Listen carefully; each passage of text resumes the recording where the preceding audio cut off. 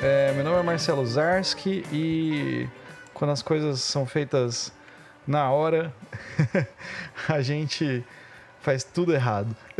Meu nome é Anderson Rosa, também conhecido como Frater Goya, e o tempo é um grande mestre. O problema é que ele mata seus discípulos. Eu sou o Rodrigo Treves e a vida inteira eu fui acusado de ser platônico. Hoje eu entendo isso como um elogio. Olha só. É isso aí, galera. Estamos aqui mais uma vez com o Rodrigo e talvez mais tarde o Ozzy, mas não é uma promessa, talvez. Para falar sobre produção musical, né? A gente está fazendo uma sériezinha de episódios sobre produção. A gente já tem um com o Rodrigo e com o Ozzy.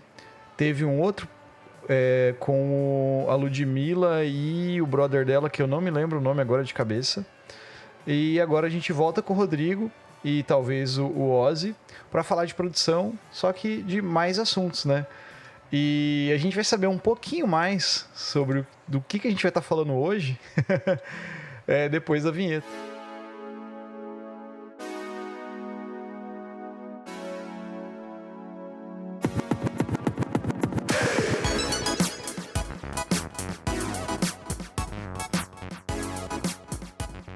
Que eu acho que era legal você falar, né, Rodrigo? Você sugeriu o assunto aí. e é bom você discorrer sobre o que a gente vai falar hoje no tema produção. Sim. Bora lá. Tá. Hoje o objetivo geral, eu acho que da nossa conversa é dar a ferramenta para o ouvinte explorar suas próprias composições e criar uma linguagem única para se comunicar com outros músicos.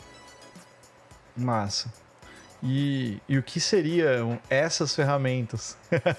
É o que a gente vai falar hoje. Olha aí. Então hoje a gente vai falar um pouco sobre uma forma de organizar um projeto de produção musical, das próprias músicas, né? Das pessoas que têm as suas próprias músicas ou que querem trabalhar com outros artistas e com outros produtores também. Uhum. Legal. No caso, o Rodrigo, por exemplo, para quem tem um trabalho, tem uma ideia, alguma coisa que quer produzir, partindo do zero, né? Tipo assim, tenho uma ideia, sou compositor, ou tem músicas que alguém compôs para mim gravar. A ideia é falar, isso, partir do zero. Tipo assim, tô com um trabalho aqui, quero fazer. Procurei um produtor, como que funciona? E como que isso acontece, cara? Por exemplo, qual que é o ponto de partida? Então, depois que a gente fez aquela nossa primeira conversa, eu fiquei pensando justamente nesse ponto de qual seria o ponto zero, né? Qual seria o início da produção mesmo, né? Uhum. E a pré-produção tem uma coisa muito, muito especial que acontece na pré-produção. E a pré-produção, que é o que eu quero falar um pouco com mais detalhe hoje, tem algumas coisas que são fundamentais na pré-produção, mas que pode ser que você possa fazer com você mesmo, ou um músico possa fazer isso com você mesmo. Porque a pré-produção é quase que o segundo passo da composição. É uma maneira, na verdade, de tirar a música do campo das ideias e trazer para a realidade, para o som, né? Para a realidade da coisa. Então, eu pensei muito em como criar uma metodologia, na verdade, de como a gente consegue fazer esse download, né, da ideia. Então, como eu tiro a música da minha cabeça e como eu organizo a música de uma forma que eu possa depois comunicá-la para outras pessoas, outros músicos, ou o próprio produtor, ou até para você entender melhor até mesmo a maneira como você compõe, né? Uhum. Isso também é muito interessante. Tem algumas questões que não são tão óbvias assim, e uma certa matemática que não é tão trivial. Uhum. No caso, Rodrigo, você tá falando, tipo assim, para qualquer tipo de música, ou uma canção, por exemplo, assim, né? Que até você sugeriu um exemplo ali, né, de canção e tal. Isso parte, por exemplo, digamos que eu e o Goya temos um trabalho junto aqui de música instrumental, e a gente quer produzir isso daí. Então, assim, partindo desse nosso trabalho, pode acontecer também. Não precisa ser só uma canção tradicional, por exemplo, uma coisa que tem um formato de banda, com batera, guitarra. Não, é partindo tipo, de qualquer ideia. Essa seria essa ideia. O princípio vai ser que tudo que a gente conversar hoje vai valer para qualquer tipo de música. Qualquer tipo. Pode ser erudita, popular, rock, jazz, qualquer uma. Porque a música tem uma coisa universal, que é a relação do tempo. Uhum. E a forma como a gente divide o tempo, ela pode ser, enfim, infinita, de várias maneiras diferentes, né? E se a gente tem uma metodologia para entender essa mudança no tempo, né? Talvez Cronos não fique um pai tão malvado. Talvez a gente consiga dominar um pouco o tempo. E essa é uma coisa que eu acho bem interessante. Eu acho que para a galera que está ouvindo, ter essa ferramenta, né? De como que eu domino o tempo musical. Seja ele em qual estética, estilo você tiver. Uhum. E como que começaria essa ideia, então, cara? Como é que... Então, eu tava pensando aqui, assim, antes eu achei uma citação muito legal do Boécio. Então, vocês lembram do Boécio, né? Lá da Idade Média e tal. O Boécio, ele falou uma coisa que eu achei muito interessante. Ele diz assim, olha, há 3 tipos de pessoas que estão envolvidas com a arte musical. Um tipo é o que se apresenta em instrumento. Outro compõe as canções. E o terceiro avalia a performance dos instrumentos e das canções. É interessante, né? Que lá atrás ele já tinha percebido assim, que há uma variedade de pessoas envolvidas com a música que tem alguns interesses ou, enfim, gostam de aspectos diferentes da música. Um pode ser um pouco mais instrumental, e que gosta dessa relação das notas, né, desse jogo todo, né, desse xadrez todo que é das notas musicais, acordes, melodias, harmonias e tal. Outro que é o compositor, que conta história. É um compositor que tá mais ligado nessa coisa de passar uma mensagem, uma informação, uma ideia, uma graça que for, pode ser, porque a música, né, é livre, né, absolutamente. E o terceiro que o Boécio coloca é esse que avalia a performance e os instrumentos e as canções. E eu achei interessante porque talvez esse terceiro seja justamente essa coisa do produtor musical contemporâneo. Porque o produtor musical contemporâneo, hoje, 2024 contemporâneo, né? Para não dizer moderno, mas o contemporâneo é o que está rolando hoje. O produtor musical, ele que era o que a gente falou da outra vez, né? Ser um agente facilitador do processo, de ajudar no processo de compor a música, escrever a música ou traduzir a música. E isso é muito importante. Traduzir a música que o artista tem na cabeça de uma forma que consiga se relacionar e consiga se comunicar com outros músicos também. Às vezes o compositor não tem a linguagem musical, sabendo o nome de todos os acordes e tudo mais. E isso acho que não impede, não é um impeditivo, isso não é uma barreira. A questão está sempre na comunicação, como que a gente vai fazer essa tradução e enfim, como que a gente amarra tudo isso. Então achei muito interessante essa questão do Boécio de falar isso lá atrás, sobre uma coisa que é tão urgente, né, hoje em dia, e porque com todas as tecnologias que todo mundo tem acesso hoje,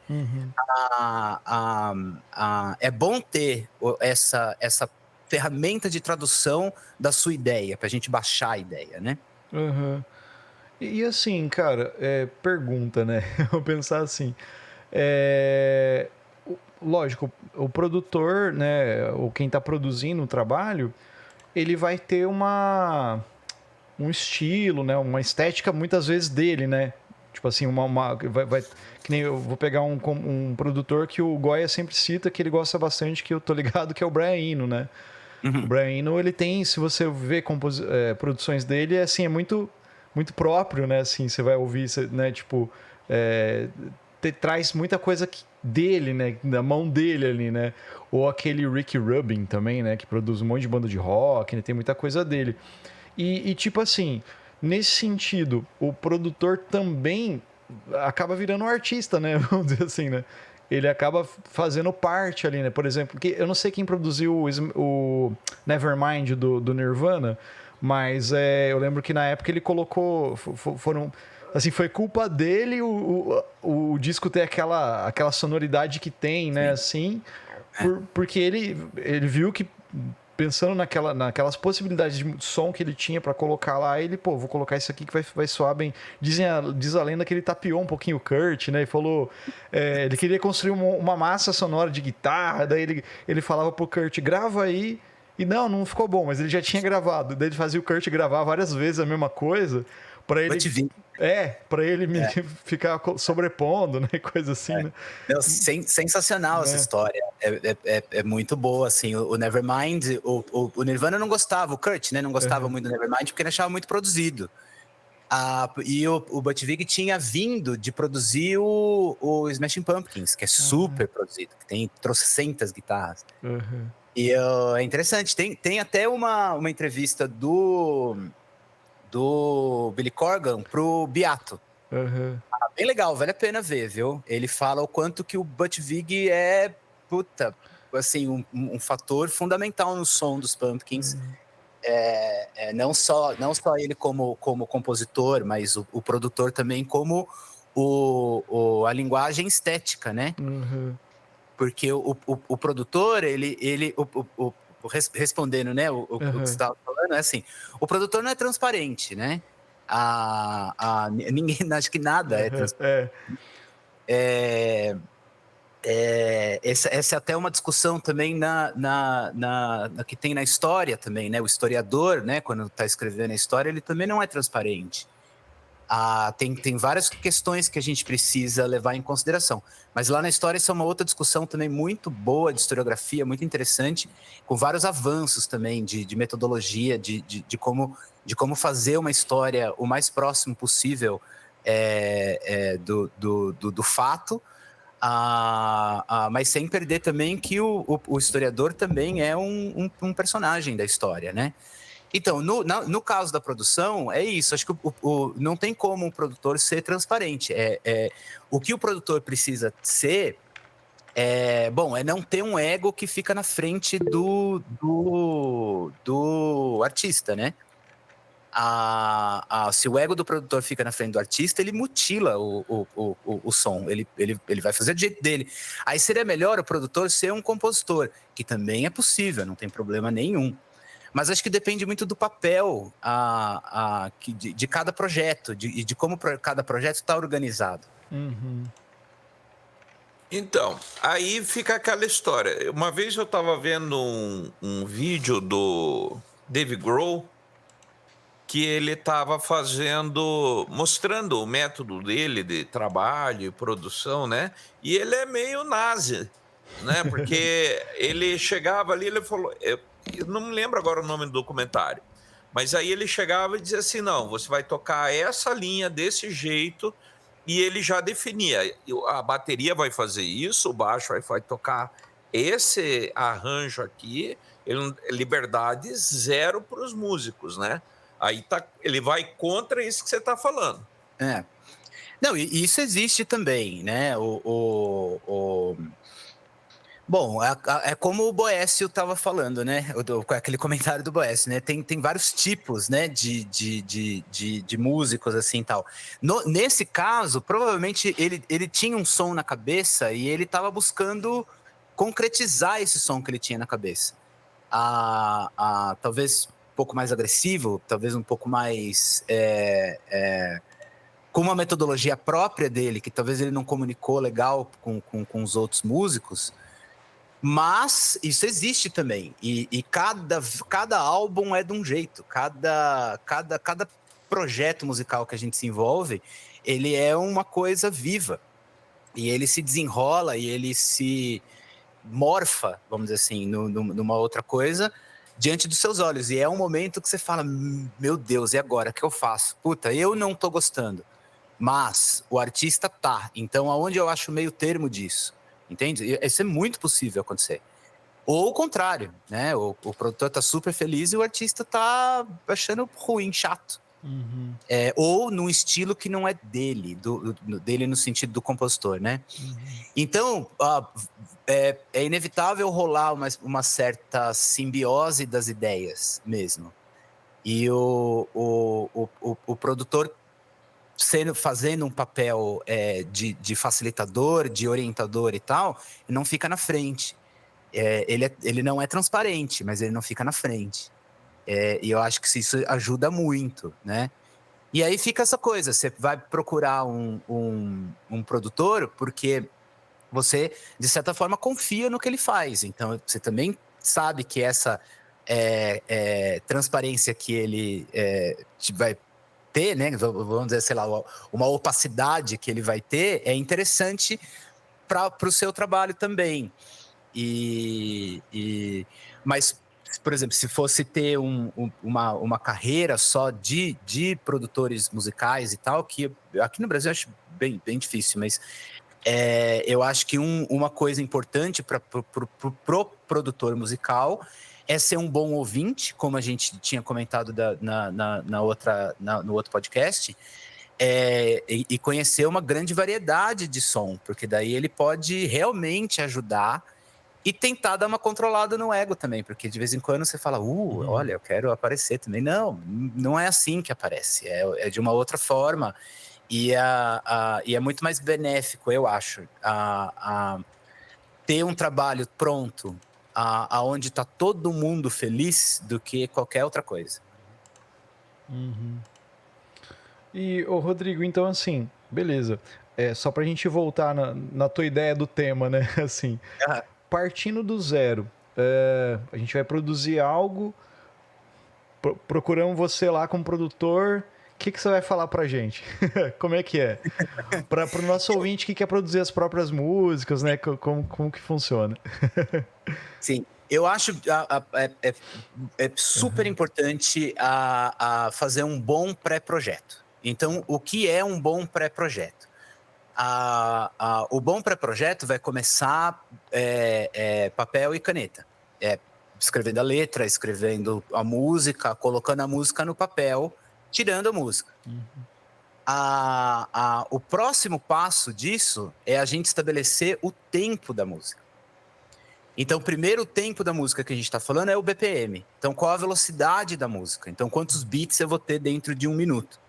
Porque na música a gente vai dividir o tempo de uma forma diferente dos minutos. A gente vai dividir do jeito que a gente quiser. A música o tempo na música é livre. Então a gente pode dividir, colocar 100 BPM, 100 beats por minuto, 200 beats por minuto, que é bem rápido, ou 50, que é bem lento. Não importa se é lenta, se é... Bom, essa coisa veio lá do italiano, né? Então, tempo moderato, allegro e tal, toda essa nomenclatura e tal. Mas pensando numa forma mais genérica, a gente sabe já intuitivamente que 200 é muito rápido e 50 é lento demais. Então, a música vai estar em algum lugar, né? Então, a pergunta é, aonde está a música? Tipo, em que tempo que a música está? Porque vai fazer muita diferença se a música for... se você compôs a música em 100, vamos usar só número cheio, só por exemplo. E a pessoa que vai tocar em 105, por exemplo. Esse 5 parece um número pequeno, mas faz muita diferença na respiração. Faz muita diferença na eloquência da palavra que o cantor, a cantora vai colocar. Uhum. Então, o legal para você fazer isso em casa é achar um metrônomo, né? Pegar um metrônomo e colocar para ouvir um metrônomo, né? E a partir do metrônomo, verificar qual o tempo da música. Então, vamos pensando, dando um exemplo assim, tá? Tipo, esse exemplo que a gente acabou de ter, tá aqui que eu coloquei no metrônomo aqui do computador, em 100. Ok, talvez esteja muito lento para sua música, talvez esteja muito rápido. Então, um número, ele vai existir, certo? Então, é muito importante achar esse número. Qual é o número? E aí, anota esse número no papel, junto com a letra. Então, já junto com a música, letra, compositor, e já colocando os acordes, coloca o BPM também. Então, essa é a primeira coisa que a gente vai documentar. Você sabe que eu estava comentando com o pessoal esses tempos, a gente estava tirando aquela música dos Secos e Molhados, Fala, né? E é uma música que, por exemplo, ela tem muitas sutilezas, porque o pessoal estava tocando e tocava e metia a mão. Falei, gente, a música é sobre silêncio, ela é o oposto, o nome é fala, mas ela é sobre não falar. Então, por exemplo, ela não é sobre você tocar o violão, a guitarra e fazer uma linha e encher. Não, ele quer valorizar os vazios da música. Exato. Então, tudo isso eu acho que é trabalho do produtor. E são coisas que as pessoas passam batido, porque acho que dentro disso que você está falando, às vezes o pessoal que está ouvindo não consegue ligar uma coisa com outra, mas eu acho que uma das dificuldades é isso, né? Você enxergar a música como uma entidade com vida própria. Então você vai ter que perceber essas características, que isso te diz, inclusive, como a música vai ser percebida pelo teu ouvinte. Exato. E o outro ponto em relação a isso, você falou dos secos, e eu lembrei também, no outro podcast, a gente estava comentando também sobre aquela coisa do tempo duro, né? A gente falou do Mitch Mitchells e do Jimi Hendrix, né? A segunda coisa importante que a gente vai fazer, a partir de achar o BPM da música, é ver se durante a música há alguma mudança de velocidade, certo? Porque isso pode acontecer também. Então, eu começo a música em, sei lá, em 70 e o refrão eu vou fazer em 100, certo? Então, também achar isso. Por enquanto, de primeira, anota esses 2 números, se ocorrer na música, ou 3 números que vão ocorrer na música. Sei lá, o final pode ser bem lento. Pode ser um ralentando que vai ficando bem lento. Primeiro, a gente anota isso tudo, certo?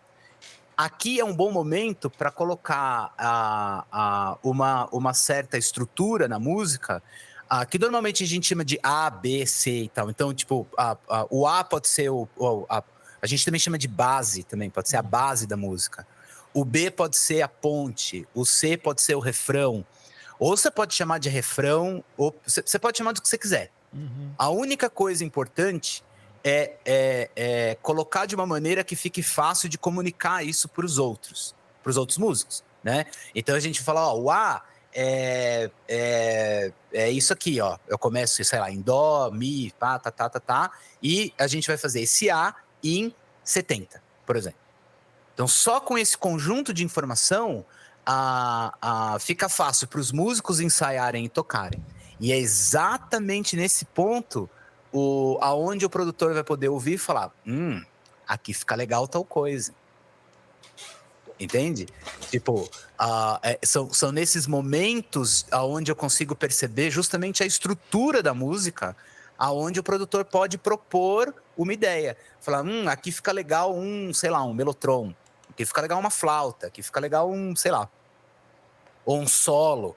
Né? Vamos trazer aquele B lá de trás que passou e tal, e vamos trazer para frente, ou vamos misturar uma coisa com a outra.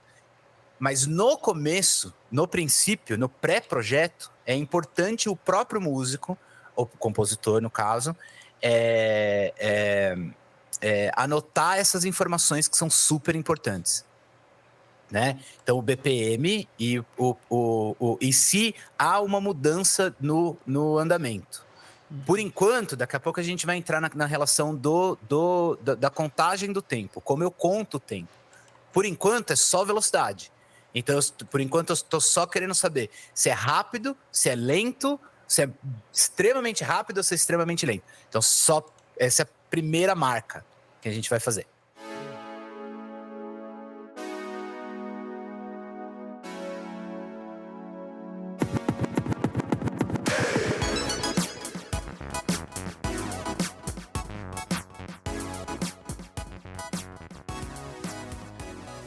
Ô, Rodrigo, esse pré-projeto que você fala, por exemplo, poderia ser, sei lá, eu escrevi a partitura da música e tem a partitura lá, ó, tem essa ideia aqui, o andamento é tal e tal, ou no mais, assim, talvez mais não tão visual, eu gravar, por exemplo, uma guia, tipo assim, gravei uma canção, ó, introdução, voz e violão ali, sei lá, violão, daí refrão e tal, daí mandar esse áudio com essa guia. Isso podia ser um pré-projeto.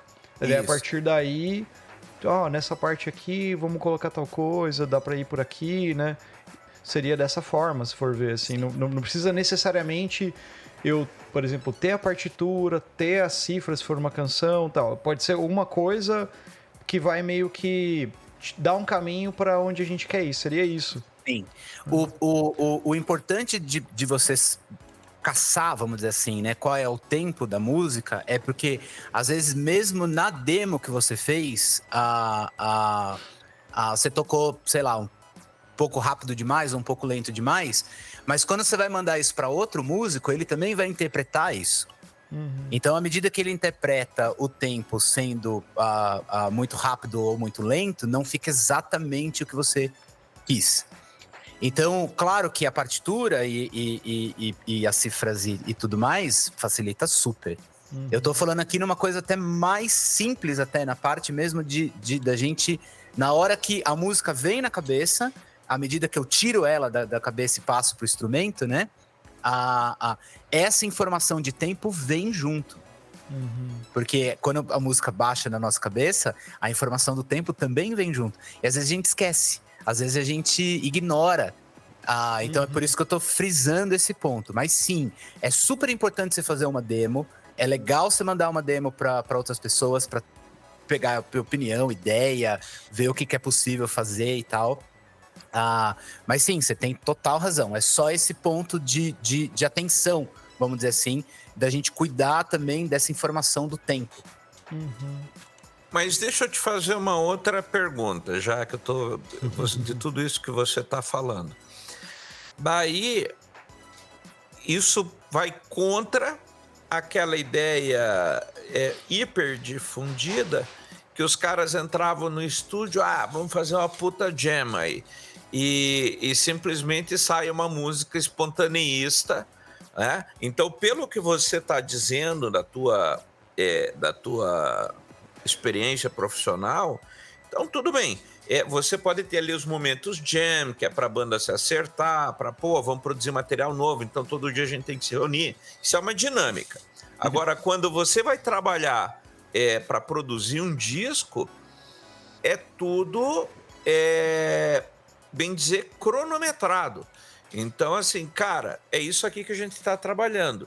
Então, não é apenas também um capricho do produtor. Não. Não, tem que sair isso aqui. Em relação eu acho que as duas formas são válidas. Então, assim, ainda existe um momento onde a gente vai fazer uma jam e vai gravar e depois vai editar e vai achar alguma coisa legal nessa jam. Mas alguém puxou o tempo, não? Então, quem puxou o tempo? Qual foi esse tempo? Claro que, à medida que o músico vai ficando bom e o pessoal vai se entrosando, a gente não vai mais falar de tempo. A gente vai simplesmente falar, leva o groove aqui, ali, eu quero o groove mais no bolso. Vai entrar um monte de nomes e nomenclaturas de coisas que a gente vai usar, que a gente não vai mais falar de tempo. Mas alguém puxou o tempo, né?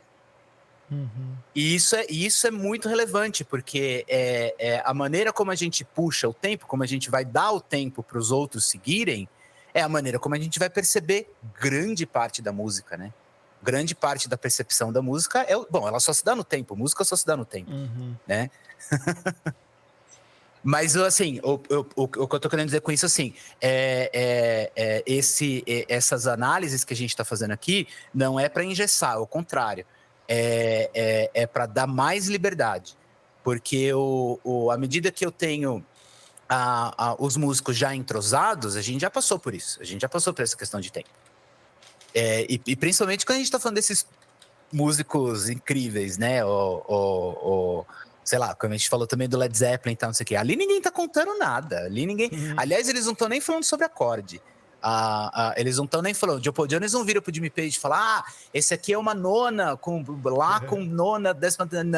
Não, vai tudo de ouvido. Tudo de ouvido. É por isso que é legal a gente ter teoria, mas não porque eu preciso saber teoria para eu precisar tocar. Não, eu preciso ter teoria porque quando alguém manda alguma nota, eu sei como responder. Mas é meio maluco isso, porque o aprendizado da teoria musical, ele é libertador, ele não engessa nada. Dá a impressão que ele vai engessar, né? Porque a gente vai ficar cheio de regras e tal, não sei o que. Não, mas é o contrário. Quanto mais eu sei sobre essa geometria do som, mais livre eu sou para buscar cores que eu nem achava que era possível achar, mas existem, né?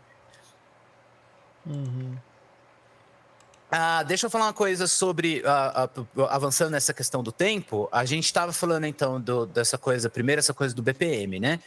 A terceira então parte que a gente vai pensar e tal em relação ao tempo é pensar a música no tempo que você escolheu. Então no caso aqui eu estou em 100,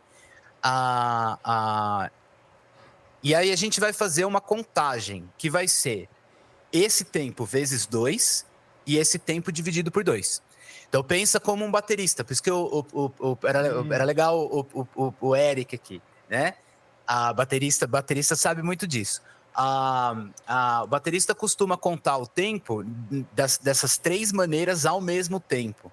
Então ele vai contar o tempo normal, o 100, vai contar 200 dobrando o tempo, por exemplo, no chimbal ou em algum lugar, então não sei o quê, e metade do tempo também. E isso nos leva a uma coisa que, assim, eu estou fazendo essa multiplicação e divisão do tempo, que por enquanto é só BPM, e vai aparecer a coisa mais importante de toda essa discussão, que é a assinatura de compasso. Que vai ser como que eu vou dividir o tempo. Eu vou dividir ele 2 por 4, 3 por 4, 4 por 4 e assim por diante. Então, isso gera bastante confusão, porque não é tão trivial assim. Normalmente a gente vai fazer música 4 por 4, certo? Uhum. E grande parte também do que o Rick Beato estava falando sobre o Mitch Mitchells e o Hendrix e tudo mais, é que eles estavam tocando em 4x4, que é um pouco mais fácil, né? A virada de tempo, a mudança de tempo, ou a elasticidade do tempo, porque uma coisa é a elasticidade do tempo no BPM, então ela fica mais lenta e mais devagar à medida que eu quero, e a outra coisa é a forma como eu divido esse tempo. Então eu vou dividir em grupinhos de 2, eu vou contar 1, 2, 1, 2, 1, 2. Ou vou fazer grupinhos de 3, por exemplo.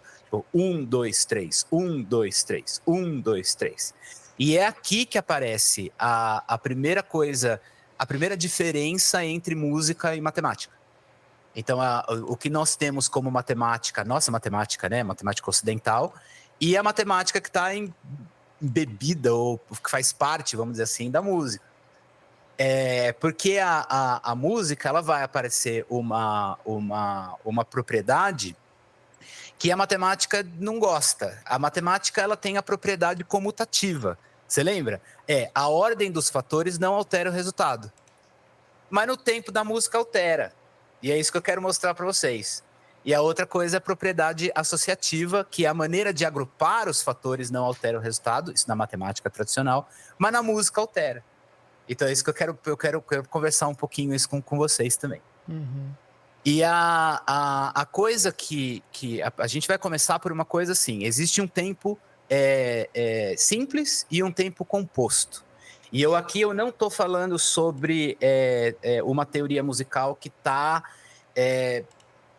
difundida, vamos dizer assim, de certa forma, nos livros de teoria musical. Eu estou falando daqui de uma questão que é uma experiência, a minha própria, e um estudo sobre história da ciência e história da música também. Esse é um parênteses rapidinho. Uhum. Eu venho da área da história, né? Eu sou historiador, depois fiz história da ciência, e na história da ciência foi onde eu pude juntar o meu lado músico, né? Que eu sempre fui músico, compositor e produtor musical, mas na história da ciência que eu consegui juntar os dois e falar um pouco sobre a história da ciência da música, se isso é possível, porque isso ainda é uma nomenclatura que a gente ainda está trabalhando e tal. E uma das coisas que eu trouxe num pré-projeto que eu estou fazendo agora sobre... que é o pré-projeto do pós-doutorado, que eu terminei o doutorado há um tempo atrás. E nesse pré-projeto sobre música, eu quis falar sobre música e lógica. Para tentar entender se existe uma lógica da música ou se existe uma música da lógica. Uma brincadeira com a nomenclatura também, para ver até onde a música é lógica e até onde a lógica tem música dentro dela, que eu acho isso bem legal também. Bem libertador também, eu acho, porque isso mostra coisas e características diferentes e tal. E o que eu estou falando hoje é uma coisinha muito... uma parte muito pequena desse pré-projeto, mas para dizer já uma coisa que, assim, olha, a matemática que está embebida dentro da música, ela não é essa matemática tradicional que a gente trabalha aqui. Por isso que dá problema, né? Então, fechando parênteses e voltando para o tempo, existe eu vou chamar de tempo simples e tempo composto, certo? Então, o tempo simples vão ser o número 2 e o número 3. Porque o número 1 é um beat, né? Então, o número 1 é uma batida, certo? O número 2, ele já contém ele contém o que veio antes, mais o próximo, certo? E é onde a coisa começa a tomar uma certa onda, começa a criar uma certa onda. Então, eu tenho um beat que vai para cima, outro beat que vai para baixo. Beleza, até aí tranquilo. No 3, vem o primeiro número triangular. Né? Então, aqui a gente já começa a invocar o nosso grande mestre Pitágoras. Né? E isso vai ter um papel tão interessante para a música e tão libertador para a música, que é uma pena que a gente não tenha tido isso antes.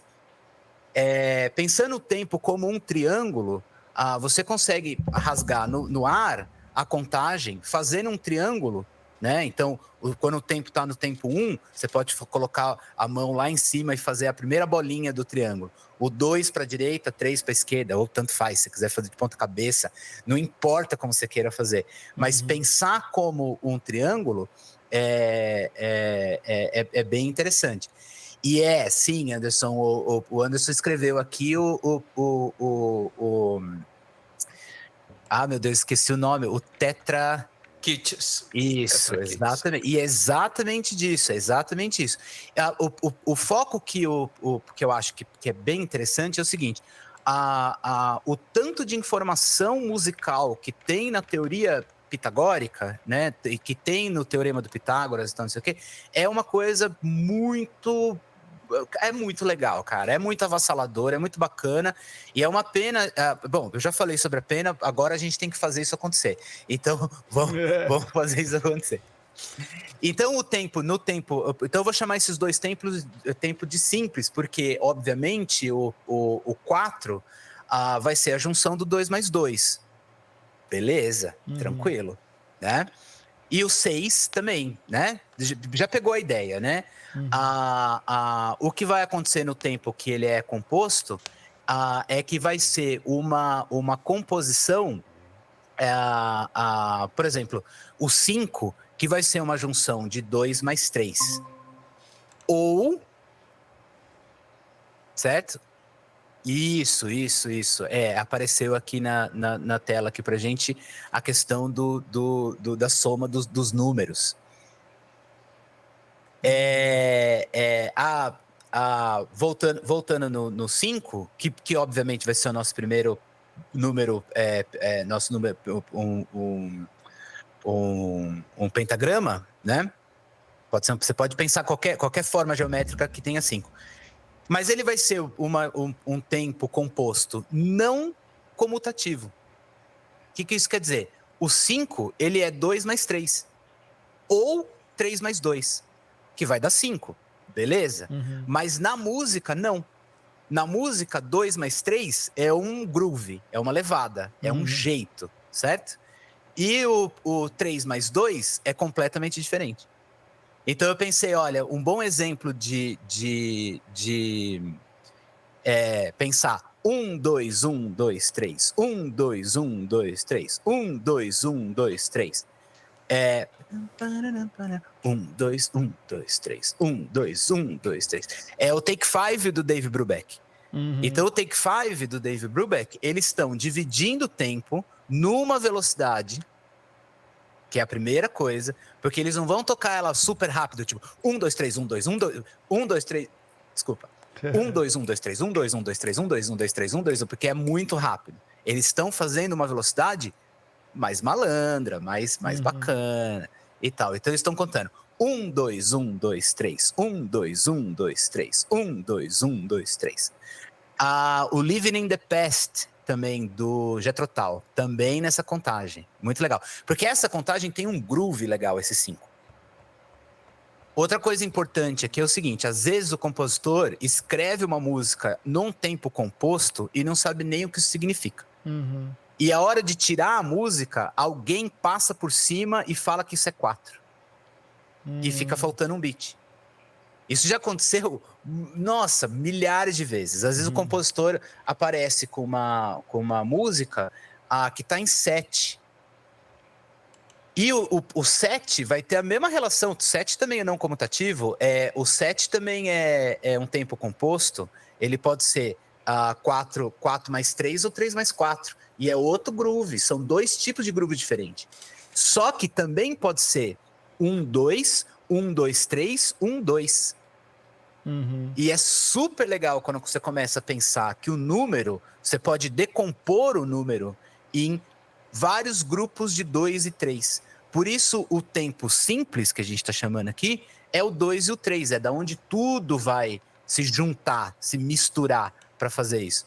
E eu acho isso muito legal, muito libertador. Isso nossa, isso abre uma tampa na nossa cabeça, assim.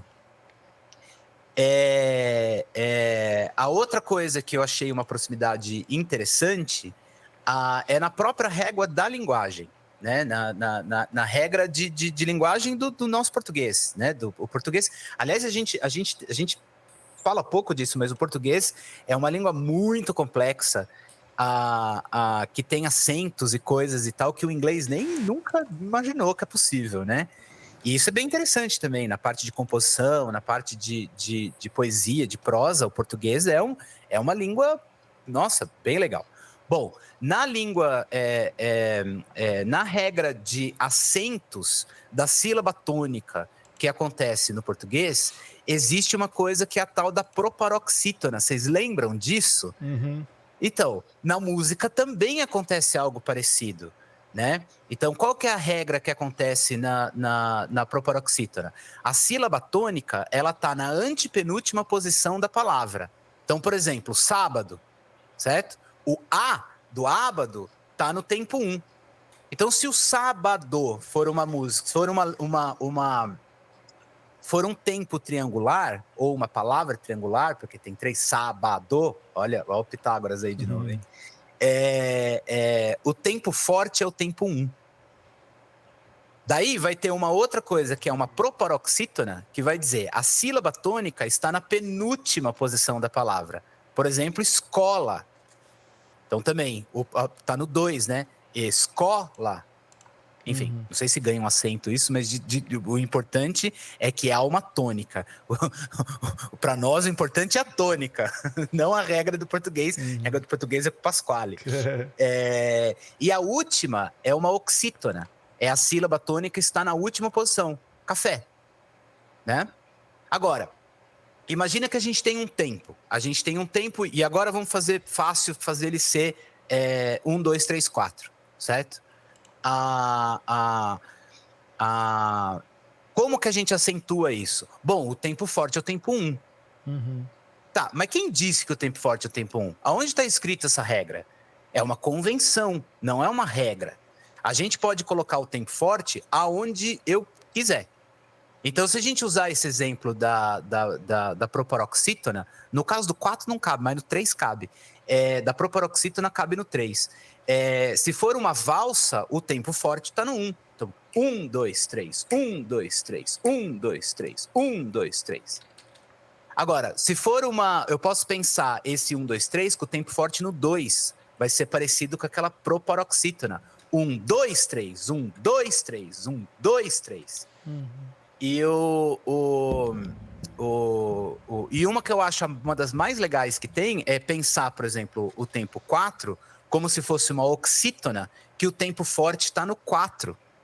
Então vai ser 1, 2, 3, 4, 1, 2, 3, 4, 1, 2, 3, 4, que dá uma sambada legal, dá um groove, dá um ziriguidum muito bacana.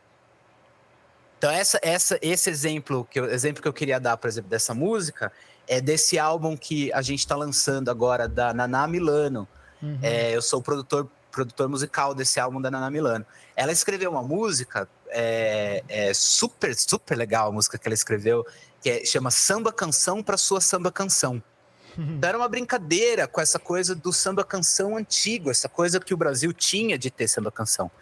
E que é um pouco diferente da bossa nova, era uma outra coisa. Então eu fui pesquisar isso para ver tipo, o que era samba canção, então, assim. E aí, quando a gente estava fazendo essa música e tal, eu comecei a perceber justamente que o tempo forte era o 4. Então eu fazia esse 1, 2, 3, 4, 1, 2, 3, tá.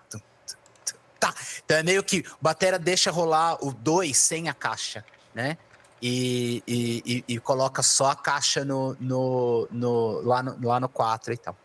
Então, agora, depois que a gente falou tudo isso e essa relação dessa proximidade com a regra da linguagem, imagine então o que não é possível fazer com tempo composto. Porque eu posso acentuar aonde eu quiser do 5, do 6, do 7, de todos os números. Nós, com isso, a gente toma os números para nós. E eu acho isso muito libertador, porque agora a contagem de como eu vou cortar o tempo é da maneira como a gente achar melhor, como a gente convencionar dentro do nosso projeto. Ou agora já começando um projeto, né? Saindo já do pré-projeto e entrando no projeto.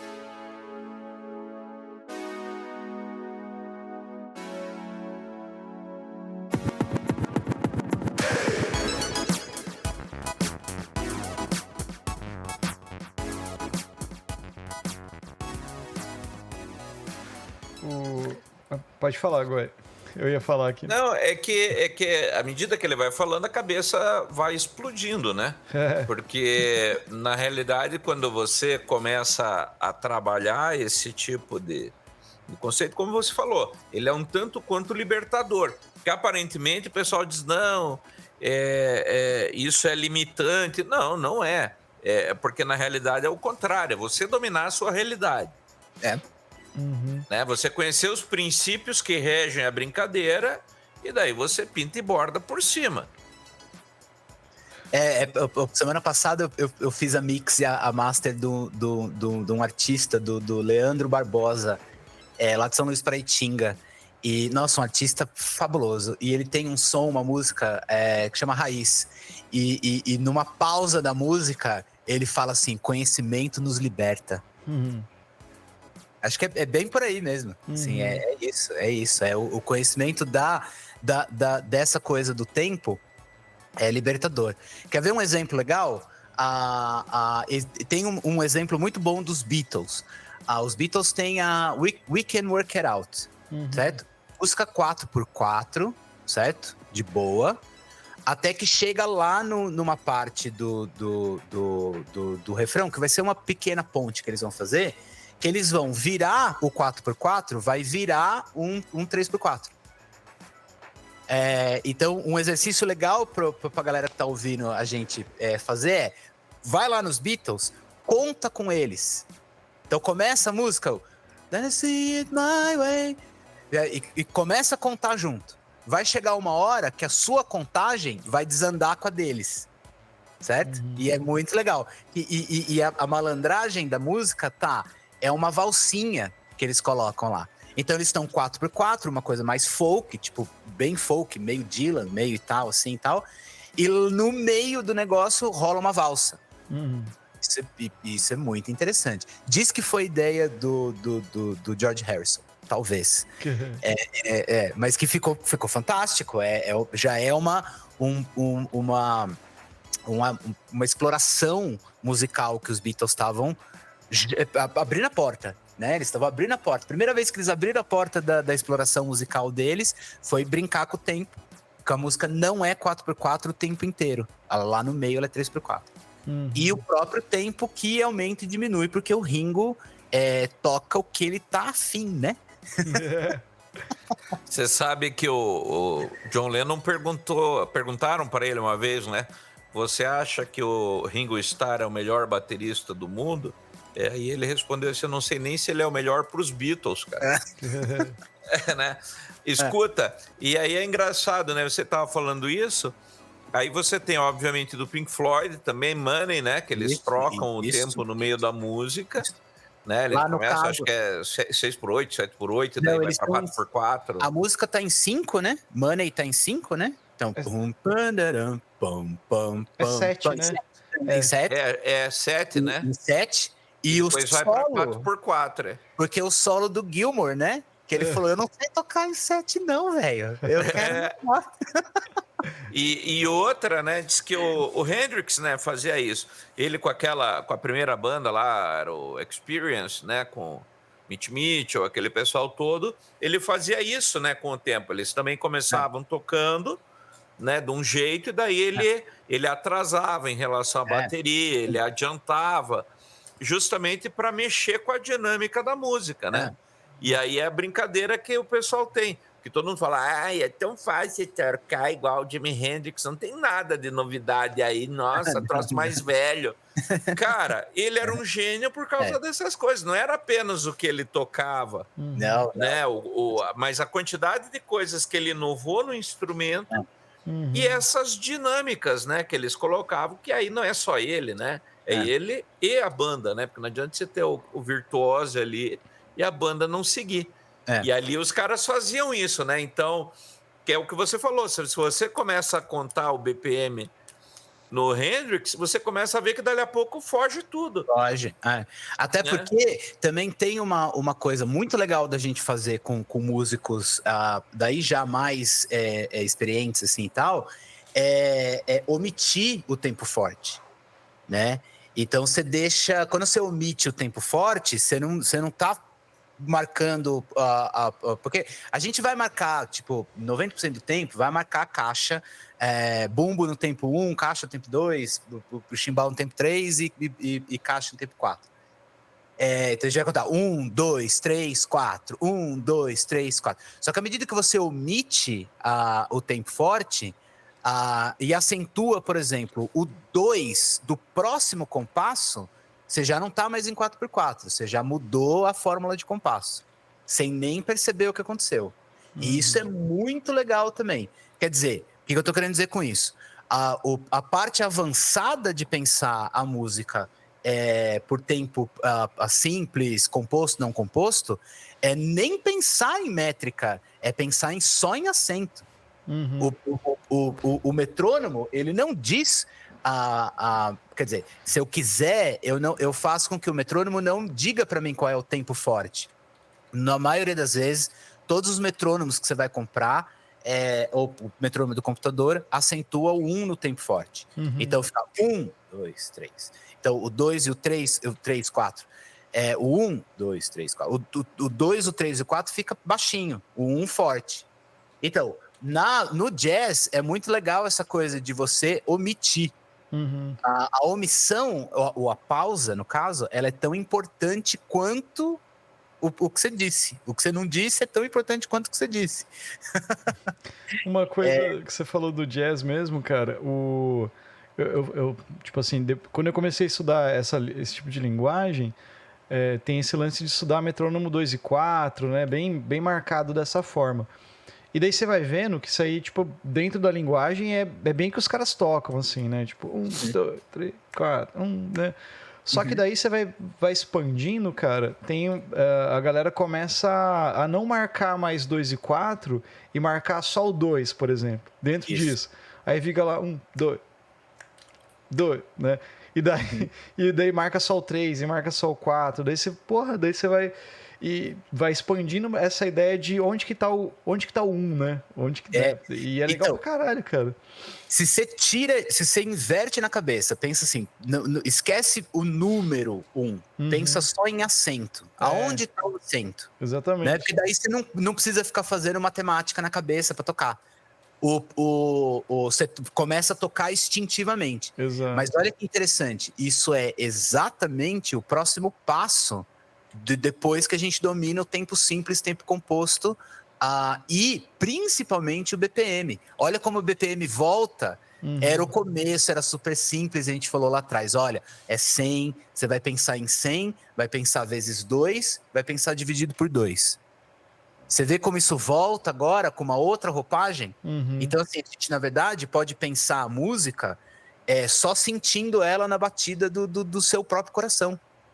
Só sentindo ela no seu próprio corpo. Porque tudo tem esse movimento, tudo tem essa onda. Então, qual é a onda? Porque é maluco, né? Porque daqui a pouco começa a falar... a gente precisa traduzir a linguagem musical... para quem não é músico, primeiro para a galera não achar que a gente é maluco, né? Porque senão daqui a pouco eles vão começar a ouvir a gente falando assim, qual é a onda da música? Qual é o groove que você tá?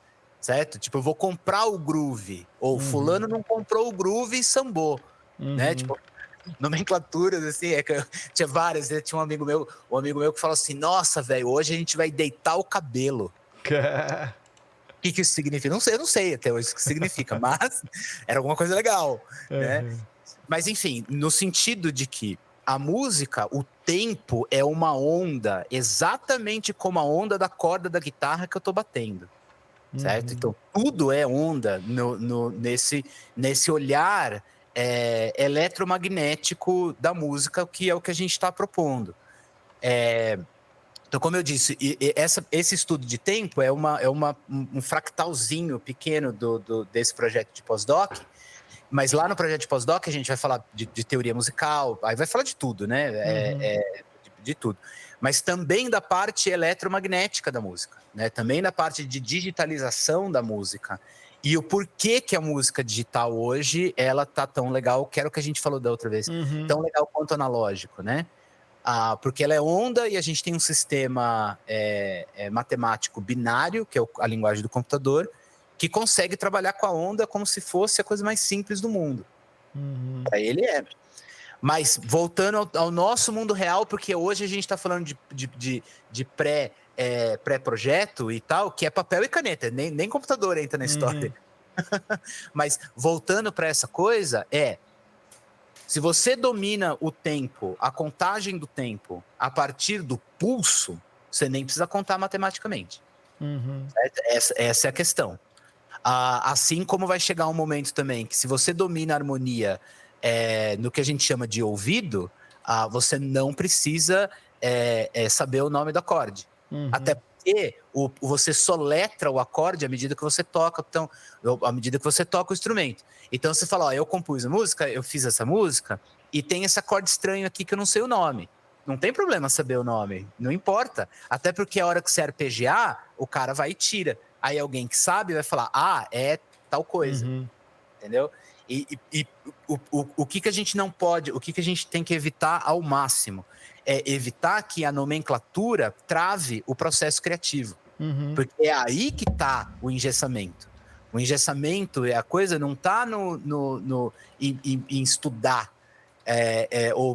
Não. O problema está, o engessamento está justamente na parte que a gente perde a relação e a tradução da coisa. Peraí, deixa eu colocar aqui no chat, então. Aqui falou, né? O acorde 1 do Stairway to Heaven, né? Sim. Aqui é um acorde tipo maluco. Se alguém soletrar o acorde, é fácil pegar, porque tem a regra do Rameau, que é aquele teórico da música de 1600 e lá vai pedra, que ele propôs que a gente nomear o acorde a partir do baixo. Uhum. Então, a partir do baixo, eu vou soletrando, tô falando soletrando, mas solfejando o acorde, porque pra galera, todo mundo entender que é basicamente a mesma coisa. Quando você soletra uma palavra, é a mesma coisa de solfejar um acorde. Uhum. É basicamente a mesma coisa. É a mesma ideia, é quebrar ele em pedaços, né? Então, o Rameau, ele vai dizer assim, olha, a melhor forma de fazer uma nomenclatura do acorde é pelo baixo. Então, a nota mais grave que vai dizer. Mas tem que levar em consideração que tem inversão, tem a primeira inversão, segunda inversão, terceira inversão. Tá, então, sabendo dessa informação, eu posso nomear o acorde. Mas volta o exemplo também dos Beatles, que mal sabiam que eles estavam tocando ali, entendeu? Então, fica tem um acorde misterioso também da Hard Day's Night, Sim. né? Aquele acorde. Né? Então, aí uma vez perguntaram pro George, qual que é aquele acorde? Ele falou, cara, eu não sei, eu tô tocando um Ré, mas você tem que perguntar pro Paul o que ele tá tocando baixo. Uhum. Quer dizer, o Harrison, sem saber, estava citando o Rameau, porque provavelmente ele nunca leu o Rameau na vida. Não tem obrigação nenhuma de ler também, viu? Porque ninguém tem obrigação de nada. Uhum. Mas é interessante perceber que o funcionamento da música é instintivo. A gente não precisa ter um dicionário na mão para falar de música toda vez. Mas é bom saber o que a gente está fazendo, né? Da mesmíssima forma como eu sei que, por exemplo, o café é oxítona, mas eu não fico pensando sobre isso. Simplesmente faz, a gente simplesmente fala. Você manda uma mensagem para um amigo seu falando assim, vamos tomar um café? Você não pensou. Vamos, que é um verbo, tomar, tá? Café, que é uma oxítona. Não. Esse é um processo, a análise sintática, a análise musical é muito parecida também com a análise sintática. Você não faz análise sintática para se comunicar no mundo. Mas você tem que aprender na escola o que é lógico, o que não é. E por aí. Você estava falando desse lance da composição, no sentido de você, às vezes, não deixar essas coisas barrar a composição, né? Tipo assim, não deixar, por exemplo, esbarrei num acorde aqui, ou eu vejo isso, por exemplo, com alguns alunos. Você está ensinando princípio básico, assim, de função harmônica e campo harmônico, por exemplo. Aí você vai passar um exemplo de uma música e o aluno tá tocando e fala assim, poxa, mas esse acorde não pode estar aqui, porque não faz parte do tom. Tudo bem, não faz, cara, mas de alguma forma o compositor colocou aí por causa do som, cara. Aí bate tudo isso que você falou, né? Tipo assim, às vezes que nem o Jimmy Page sabia o que ele estava fazendo, porque ele é músico, né? Assim, ele estudou teoria musical e tal. Então ele tem esse lance. Então ele sabia que aquilo ali era um Lá menor, tipo, Stardew Heaven, né? Até pelo restante da música. Mas o lance dos Beatles, que nem você falou, tipo, é um Sol Sus, eu acho que eles tocam, né? Se eu não me engano, né? Mas o cara tocou o acorde, porra, que legal. E numa guitarra de 12 cordas, né? Pô, que cheio, né? Bonito. E foda-se, não, é meio isso. Ou o Kurt Cobain fazendo as composições dele, né? Muitas vezes, você pegar em Blue, por exemplo, é um monte de aproximação cromática, umas coisas de terça, power chord, ou acorde maior, né? Pestanão ali. E você, porra, legal pra caralho. Daí você vai explicar como? Não, é música, mano, é arte, cara. É meio isso. Então eu acho legal você colocar isso pra quem tá ouvindo, não ficar, tipo assim, se barrando com... Tipo assim, não tô falando que chuta o pau, então foda-se teoria musical, não é isso. Mas assim, você não pode ficar preso, né? Você tem que entender que você não tem limite. Você pode fazer o que você... Eu só vou um comentário. Eu acho a coisa mais punk possível, mais libertadora possível, punk no sentido libertador, né? Possível, é fazer esse questionamento. Não pode? Por quê? Por que não pode? Quem escreveu que não pode? Quando escreveu que não pode? Porque nós temos o nosso sistema tonal, que é o sistema tonal ocidental, que tem um monte de regras do que pode e que não pode. Mas ele não é o único. Sim. né? Então, assim, quem disse que pode e não pode, eu acho isso, na verdade, uma restrição de ideia. Uhum. E, cara, a hora que você restringe a ideia, nossa, alguém vai dar um nó num pingo d'água aí, viu? Mas o Anderson levantou a mão, desculpa.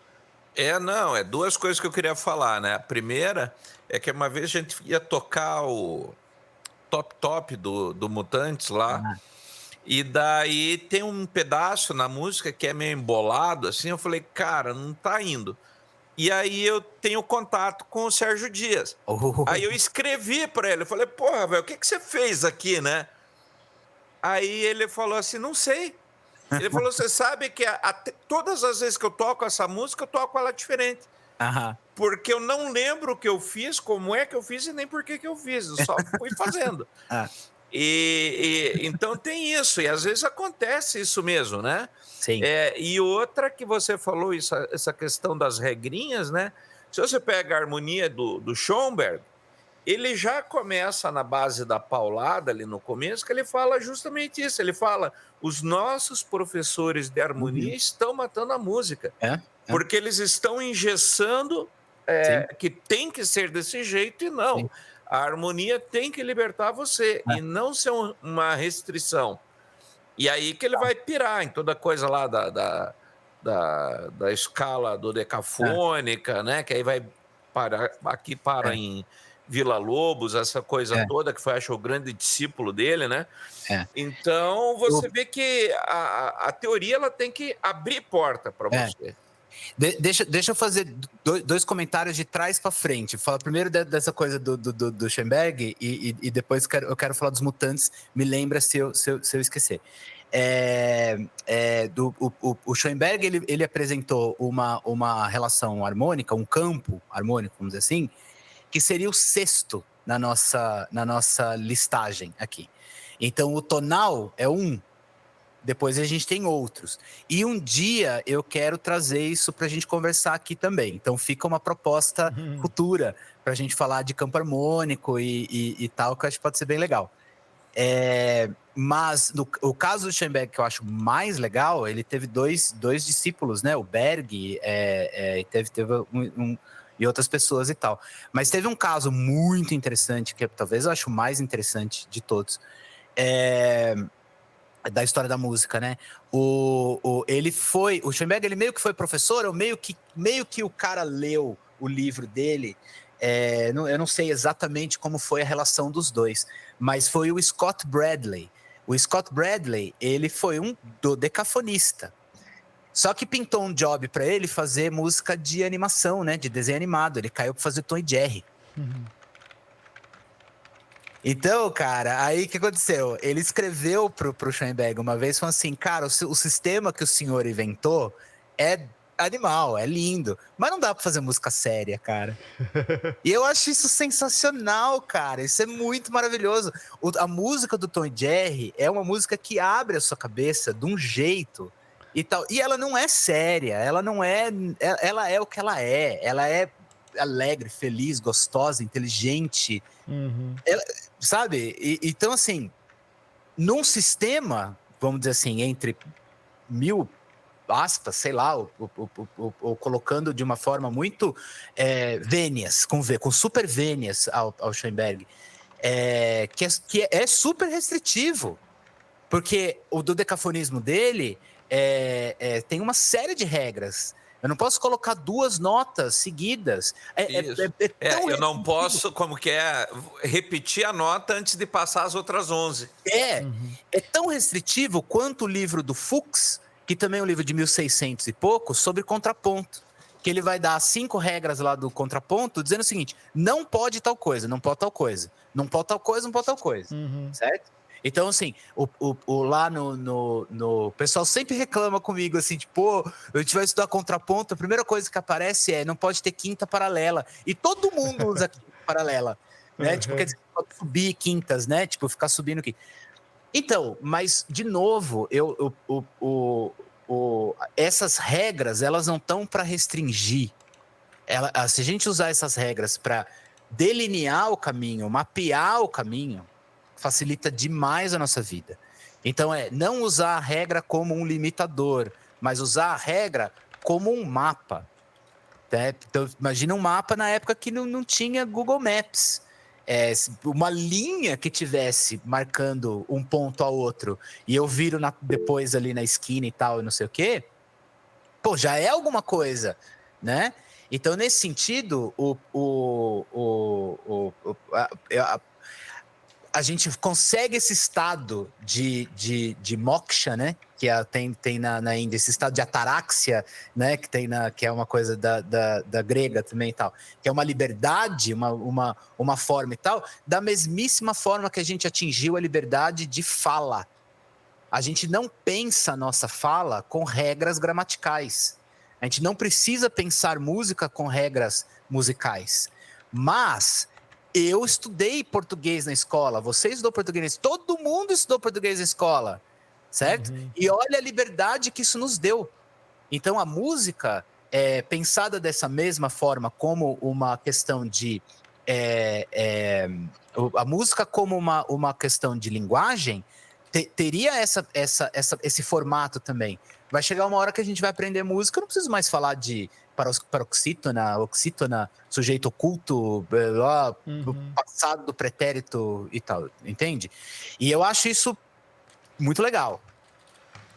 Só para não esquecer que eu estava falando dos Mutantes, né? Você falou do Sérgio Dias. E, nossa, um monstro. Eu amo o Sérgio Dias. Eu tive a felicidade de encontrar com ele uma vez. Tem uma foto com ele, assim, abraçado, assim. Porque eu sou fãzaço dos Mutantes, assim, desde muito, muito cedo. E também rola demais isso. O improviso, às vezes até a sacanagem, até a brincadeira, a comédia na música, o bom humor, sabe? Porque tudo isso misturado muda o tempo, de um jeito que você nem sabe como o tempo mudou. Mas ficou legal assim, entende? Faz sentido. E outra que eu só para fechar o comentário, outra banda que eu acho sensacional, brasileira também, são as Mercenárias. As Mercenárias, banda punk dos anos 80. Puta, tem 2 discos que são assim, o repertório é fantástico. E é uma banda punk que mistura baião, mistura ritmo africano, de norte a sul do Brasil. Uma diversidade rítmica fantástica. E eu tive um prazer na minha vida de conhecer conheço a Sandra, né? Que é a mente que, nossa, imagina todas essas coisas de Mercenárias, e eu tenho ela como uma grande mestra para mim, assim, nesses estudos musicais e tal, porque a cabeça dela é muito avançada, assim, muito, muito avançada. Eu era um roqueiro padrão, assim, até conhecer as Mercenárias. As Mercenárias que me fez essa coisa de introduzir esse balanço brasileiro, que é fantástico, e é uma dádiva a gente ter isso aqui no Brasil e tal. Então, Mutantes e Mercenárias, eu acho que são duas pérolas de música brasileira que a gente tem, pouquíssimo valorizado. Mas eu concordo com você que você falou do Schoenberg, cara, sobre ele criou um sistema que era para ser libertador, assim, mas ao mesmo tempo aprisiona, né? Porque ele criou um método de compor. Na realidade, talvez, ao meu ver, ele mais queria sair daquela sonoridade específica. Era mais pelo som, sabe? Pela metodologia de composição ser muito padronizada para a época, talvez. Eu vejo muito por esse lado. Ele queria fugir daquela mesmice, sabe? Talvez, né? O objetivo dele era quebrar com o sistema tonal, e isso ele fez muito bem. Aliás, obrigado. Porque foi um choque. Foi um choque. E assim, eu digo obrigado, mas eu adoro Bach, eu adoro o barroco, e só que a gente volta lá naquela coisa do Boécio antes. São músicas diferentes para pessoas diferentes, culturas diferentes. Sim. Estão contando o tempo de uma forma diferente. Não existe certo ou errado. é até errado falar se existe certo e errado na música. A própria proposta ela já está errada. Não tem. Eu vou comparar com o quê? Com o tempo? O tempo é uma questão abstrata. Né? Tipo, essa abstração da nossa mente que nós vamos organizar como tempo musical e tal, enfim. Então, por isso que eu falei, o pessoal, a vida inteira o pessoal fala assim, Rodrigo, você é muito platônico, você se apaixona, paixões platônicas, no mundo, minha mãe fala muito isso, você vive aí no mundo das ideias. Eu falei, nossa, que legal, porque, nossa, é bacana. Depois que eu passei a ler o Platão, que eu fui entender o quanto isso é excelente. Porque isso é libertador. Você ter contato com o seu eu interior, com a sua vida interior, com o seu mundo das ideias, ele é infinito. Você nunca vai ficar entediado. Nunca. É verdade. Ô, Rodrigo, eu sei que tem bastante coisa para falar ainda, mas acho que para a gente encaminhar para um final e já ficar aqui um convite para continuar esse assunto numa outra parte, porque eu sei que o Rodrigo, a gente nunca faz pauta, né? O Rodrigo fez uma pauta, mandou um textinho pra gente, uma guia, e eu sei que a gente tem que falar de gravação, de mixagem, masterização, e eu queria sugerir que a gente podia fazer isso num episódio específico para isso. Porque a gente falou de todo esse primeiro processo, né, de fazer um pré-projeto, de tirar uma ideia da cabeça e passar para o papel, para quando você quer produzir algo, né? Eu acho que esse episódio ficou super válido nesse sentido. Que legal. E agora para o final a gente começou a falar dessas outras relações do tempo, de coisas assim. E daí eu acho que a gente pode deixar esse processo agora sobre como eu gravo, como eu mixo, como eu masterizo, por uma outra conversa, em breve, obviamente. Até quem sabe com o Ozzy junto também, né? Pra gente somar mais. E para não ficar muita coisa nesse episódio. Perfeito. Então eu sugiro aqui a gente encaminhar para um final e, tipo, agradecer demais, cara, pô. O papo sempre soma demais, cara, assim. As suas colocações também, até com o lance de você estar estudando isso e ter estudado isso, assim, é legal de ouvir, assim, as fundamentações, né? Fulano de tal que colocou isso e trazendo para cá. E ao mesmo tempo fica uma coisa, que nem você tava falando dos tempos uma hora, tipo assim, o tempo, sei lá, um compasso de 3 tempos, né, que a gente falou. Mas quem disse que é o 1 tem que ser acentuado toda hora, né? Você pode acentuar o 2, você pode acentuar o 3. Aí na minha cabeça me veio o Maniac Depression do Hendrix, manja? Porque ele não acentua o 1, né? Sempre, né? Ele acentua às vezes, mas às vezes é o 2, às vezes tá o 3, cara. É bom pra caramba. Esse exemplo é fantástico. A pausa é a coisa mais importante. Sim. Que é 1, 2, 3, pausa. 1, 2, 3, pausa. E é legal que essa pausa tem o tempo que eles quiserem. Sim, é verdade. Ela não segue ali o andamento, né? Principalmente se você vê ao vivo, cara. Inclusive como You Know do Mahavishnu Orquestra, né? Ah, verdade. Que também tem uma pegada assim. É legal isso, porque o gostoso de tocar junto com uma banda é a galera tá se olhando, né? Então, assim, tá se olhando e tá sintonizado. Então, se um acaba... Imagina, né? Tipo, o Jimi Hendrix faz esse riff com 3 notas. Tipo, pá, pá, pá, e pausa. Então, abre uma avenida pra começar a música depois. Sim. Tipo, a hora que eles bem entenderem. Tem bastante exemplos. Stone Temple Pilots também tem bastante. Bom, Mutantes, então, nem se fala. Porque o Mutantes tem uma coisa de sacanagem de até tentar zoar o outro. Pra ver se o outro tá ligado. Massa. Mas é legal demais, cara, porque daí você vai visualizando essas coisas e até pra quem tá ouvindo, a pessoa já vai, pô, o que é Mutantes? Vou pesquisar Mutantes, vou pesquisar Hendrix.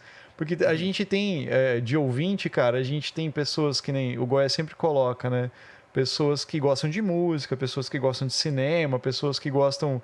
que é mais aleatório, que às vezes cai aqui de paraquedas, assim, mas é legal. E um papo que nem esse é um papo muito pra quem quem é músico, vamos dizer assim, mas às vezes cai um curioso, assim, de paraquedas no episódio e, porra, que legal isso, cara, e começa a ir atrás desse tipo de coisa, então eu acho super válido, cara, assim. Muito obrigado mais uma vez. Eu adoraria convidar as pessoas para ouvir esse podcast, que assim, a gente está falando de música por enquanto, porque daqui a pouco a gente vai começar a falar sobre coisas que têm uma certa musicalidade por trás, mas que já vão para lugares assim bem abstratos. Então, assim, para todo mundo ficar junto, né? E tá todo mundo no mesmo pé, no mesmo beat, porque isso é importante, né? É legal acompanhar todo o podcast do Bico no Corvo, porque daqui a pouco a gente vai transcender um pouco dessa coisa de música que a gente tá falando, e vamos falar sobre outras coisinhas que eu tô ligado, que vocês vão gostar também aí, que é um papo até meio místico, Olha aí, que já pinta. Mas para isso acontecer, vamos estabelecer bases sólidas para a gente criar esse nosso castelo imaginário em bases sólidas. Sim. Bonito isso. E é uma frase de encerramento já, né? Frase de encerramento, né? Isso aí. Então, assim, quem quiser encontrar o Rodrigo Treves, lá no Instagram, né? É isso, né? Treves. Eu tô como o Rodrigo Treves, produtor, lá no Instagram. Posso falar meu e-mail? Claro. Manda aí. E-mail? Manda aí. É Trevisan, com S, né? trevisan.rodrigo@gmail.com. Qualquer dúvida, qualquer coisa que quiser, manda aí, vamos trocar uma ideia. Tô lá no Instagram, eu não sou muito ativo no Instagram, não. Eu não sei fazer muito dessas coisas, porque a minha pegada não é muito dessa coisa de vender ou algum trabalho, alguma coisa e tal. Eu gosto muito da pesquisa, eu sou muito pesquisador, e tô indo, né, para esse lado agora do pós-doutorado, que é uma viagem que eu nunca imaginei, porque o doutorado já foi uma cacetada, e o pós-doc é o doutorado vezes 10, eu acho. É uma coisa assim bem louca, mas interessante, bem interessante. Mas enfim, tô lá. Chama aí, vamos trocar uma ideia. Isso aí. Goiás, palavras finais. Cara, então, eu só tenho assim, a agradecer e realmente quando a gente começa a conversar, é uma coisa que eu sempre disse de outras coisas, mas quando você começa, por exemplo, a pensar matemática num nível mais profundo, ela vira filosofia. A matemática, né, a música, ela vai virar matemática e vai virar filosofia. Então, não tem muito como você sair do pensamento abstrato, né? Porque, embora seja uma ciência exata, entre aspas, é um exato abstrato. Ele não é um exato mecânico, né? Você não está vendo o encaixe de um parafuso de uma porca. Você está tratando da parte da sustentação, entre aspas, da criação, né? Então, você está indo muito além do conceito da música enquanto mero tempo mecânico, né? Você sabe o que eu acho, cara? De verdade? Eu acho que assim, você lembra do Trivium? Sim, Trivium e Quadrivium, as universalidades. Qual era o Trivium primeiro? Vamos lembrar do Trivium. O Trivium era lógica, retórica, né? Retórica e dialética. E dialética, isso. E era considerado uma espécie de humanas, vamos dizer assim, certo? Uma espécie de humanas. E o Quadrivium, por outro lado, que era matemática, geometria, astronomia e astrologia, que estava ligado na época e tal. E música. Então, são 7. São as 7 o Trivium e o Quadrivium. As 7 artes liberais. Eu acho, cara, que a música, ela tá exatamente no meio entre a relação das humanas e as exatas. Porque música, ela é exatas por uma parte da sua natureza, certo? Porque ela é matemática, ela tem métrica, eu posso medir as coisas e tal. Mas ela é essencialmente humana na questão do sentimento, da história, da contagem, da comunicação. E da própria efemeridade, né? Porque se você pensa na música, principalmente antes... Porque a gente hoje tem uma realidade da música que é a música gravada. Então, eu tenho uma música que é um momento capturado no tempo. E, aliás, vou te dar uma dica. Tem um livro muito... Desculpa interromper, mas tem um livro muito legal que se chama Tentando Não Tentar. Try to Not Try, que é um neurologista que vai falar da filosofia chinesa. E daí, numa determinada altura, quando ele fala justamente sobre essas coisas do não fazer, do não tempo e tal, ele cita a diferença do LP pro CD, que ele diz o seguinte: o CD ele é uma reprodução digital de uma música, né, que foi capturada ali. Porém, o vinil ele é uma gravação analógica. Então, quando você pega, e aí ele cita o Elton John, quando você pega o Elton John tocando Rocket Man, ele tocando foi capturado no tempo.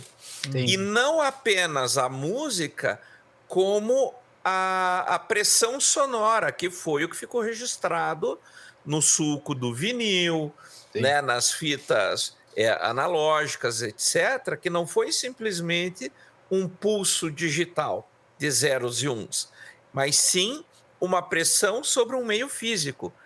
Né? Ele fala, então, na realidade, quando você pega o vinil do Elton John tocando o Rocket Man, você é transportado no não tempo. Então, você vai para o tempo em que ele estava fazendo aquilo. Né? E é muito legal, porque é isso que você está... Porque, na realidade, quando você parar para pensar dessa forma que você está citando o Trivium, o Quadrivium, e como a música conecta ambos, é justamente isso.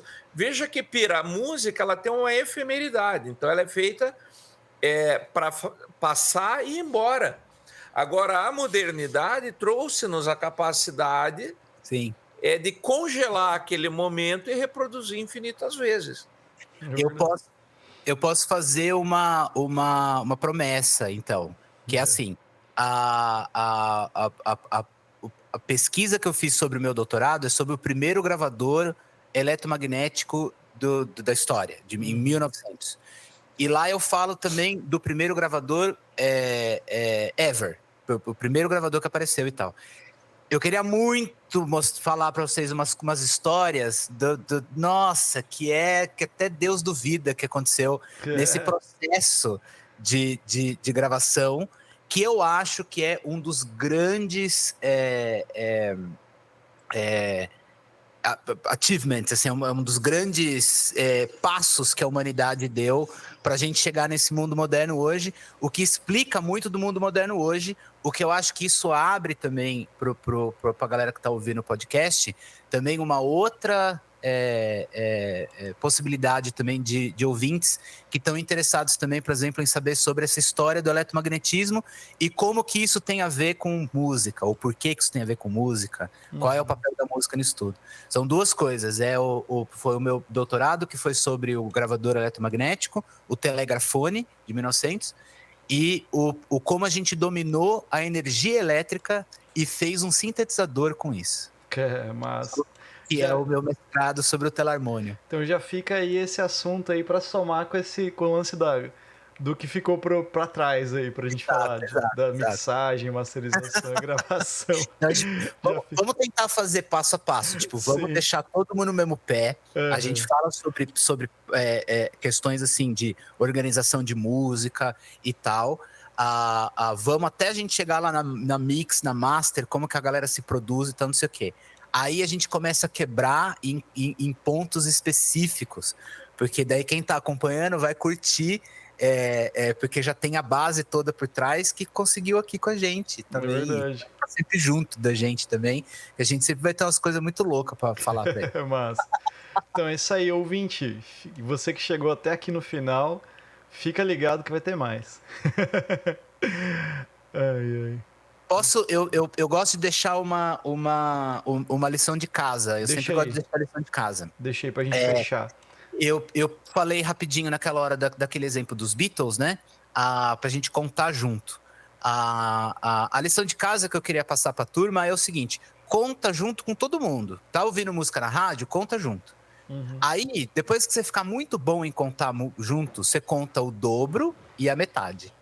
Isso é um exercício de contagem de tempo muito interessante. E aí eu queria deixar só um cara que eu achei no YouTube, que eu acho o trabalho dele sensacional. Ele tem nome de brasileiro, ele não parece brasileiro, ele tem cara de gringo, mas tem nome de brasileiro. Ele chama André Antunes, ele é um youtuber. O que ele faz? Ele pega vídeo da turma, sei lá, ele pega um meme, alguma coisa que ficou famosa, e põe a música em cima. Então, às vezes ele pega, sei lá, um cachorro gritando e bota uma música em cima. E o primeiro que vocês observem é que a música vira o tempo inteiro, não tem um compasso que é 4x4 e o próximo é igual ao 4x4. É uma mudança, é uma viagem na linguagem que ele pegou. Então eu sempre me inscrevi no canal dele porque vale muito a pena, porque à medida que vai saindo os memes sei lá, no Instagram, então não sei o quê, ele vai musicando. E é uma musicalização impressionante, de qualidade técnica, de tocada, de mandar ver no instrumento, de solar em cima de coisas que eu nunca imaginei que era possível. Então eu acho que ele é uma vanguarda de música bem interessante. Então essas são as duas coisas que eu gostaria de deixar, que é essa coisa, tipo, conta a música, tá na rádio, tá na rua, tá sem fazer nada, liga uma música, sai contando. Muito legal contar junto com a música. É um exercício mental mesmo e tal. Isso. E lembra sempre disso. Conta a música, o tempo dela, aí conta vezes 2 e dividido por 2. Porque isso vai dar um nó, assim, bem legal na cabeça. Massa, bom demais. É isso aí, gente.